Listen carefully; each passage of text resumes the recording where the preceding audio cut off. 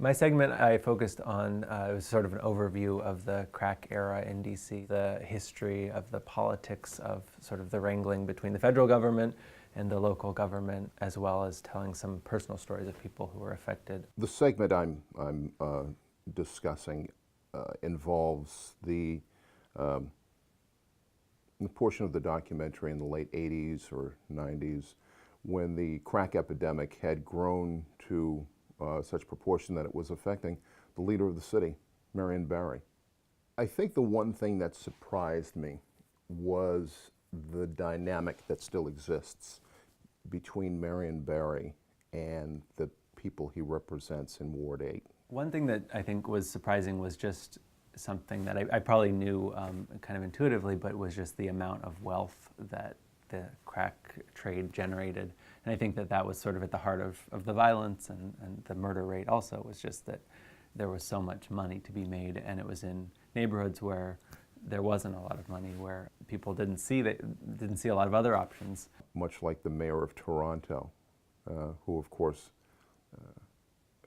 had his issues concurrent, by the way, with our pursuit of this documentary. It was interesting to see that unfold while we were unpacking the story of Marion Barry and the parallels between the two of them. For the crack cocaine documentary, I focused on children and families, and also did a little bit of health. And if you're focusing on children, you always focus on education. So I looked at how that time affected children and what are the implications today.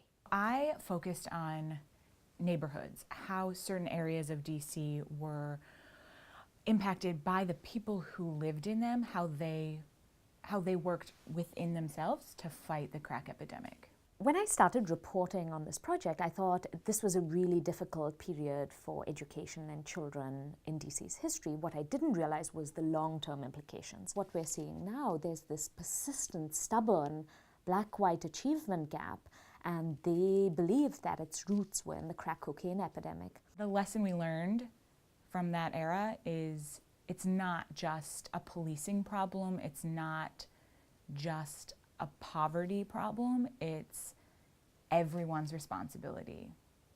And when you have churches and neighbors and police and elected officials working together, then you can tackle a problem like this.